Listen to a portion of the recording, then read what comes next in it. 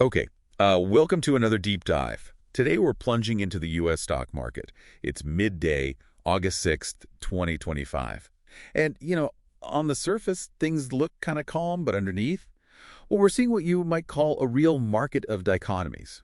Cautious optimism seems to be clashing with some pretty brutal corporate fundamentals. It's less about the big market waves today, wouldn't you say? More about individual companies. Exactly right. It's shaped up into what we often call a classic stock picker's market. You really can't just ride the index wave right now. You've got to be discerning. Right. So our mission for you today is, well, to cut through that surface noise, show you what's really driving things, and hopefully help you understand the forces at play and maybe what to look for next. So let's start with the big picture. The major indices, they're holding on to slight gains. S&P 500 up, what, 0.2 to 0.4%? And the NASDAQ composite, the tech-focused one, is leading a bit, maybe 0.4 to 0.6% up. But like we said, this stability, it kind of hides this powerful tug of war going on underneath. Yeah, if you connect the dots to the macro view, investor sentiment is really caught, isn't it, between two big things. On one side, you've got these fears of an economic slowdown, and last week's weak jobs report and that flat ISM services number, they sort of validate that. That's the Institute for Supply Management's non-manufacturing index, right? Exactly. And then on the other side, there's this widespread hope, almost an expectation for Federal Reserve interest rate cuts, probably September. So paradoxically, you get this objectively negative economic data. Bad news. Yeah, bad news being read as good news for stock prices. Because it makes the Fed stepping in seem, well, almost inevitable. This dynamic explains why the market's holding up. But, it's resting on a pretty shaky assumption that those cuts are a done deal. Okay, but here's where it gets, I think, really interesting. While the bond market, you look at the 10-year Treasury note, around 4.22% reflects those slowing economy expectations. The credit market, it's flashing a much more cautious signal. That's a key point.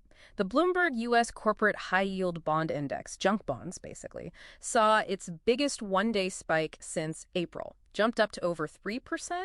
And this divergence, it's crucial. You've got the equity market feeling, confident, but the bond investors, who are often seen as more sensitive to risk. A smart money sometimes? Right. They're signaling growing nervousness, less appetite for risk from the big institutions. So it really makes you ask, why is the stock market so optimistic when the credit market clearly isn't? That's the million-dollar question, isn't it? And it brings us right back to the heart of today's market, the stock picker's environment. Because with these mixed signals from the top down, investors are just laser-focused on company specifics, earnings, which creates this stark tale of two markets. Absolutely. A tale of triumphs and tumbles. On one side, you have these breakout performers getting big rewards for, frankly, flawless execution. Look at Shopify. Surged, over 22%? Huge. Yeah. Stronger revenue than expected. Optimistic forecast. Wow, 22%. Yeah. And Arista Networks lipped nearly 15%. Beat estimates, raised its full-year revenue growth outlook to an impressive 25%. It just proves that the picks and shovels infrastructure for AI. It's absolutely booming. Okay. Even McDonald's climbed over 2%.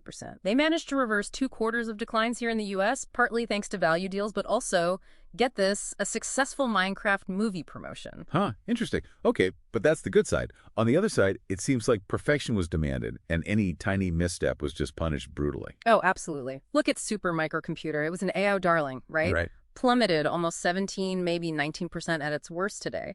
Its results and guidance just fell short, shattered that narrative of unstoppable growth, just like that. Ouch. And it's fascinating how geopolitics can suddenly become a real line item on an earnings report. Advanced Micro Devices, AMD, it fell over 5%. Now, it actually beat on revenue, but it took an $800 million charge via U.S. export controls on its powerful GPUs heading to China. Direct impact. Direct financial impact. And Snap, oh boy, plunged 20%. Why? Well, its daily active users grew, which sounds good. 9% growth, yeah. But it just failed to make money off that growth. Average revenue per user was flat globally and actually fell in the regions where user growth was strongest. Not a good look. And even Disney was down about 3%.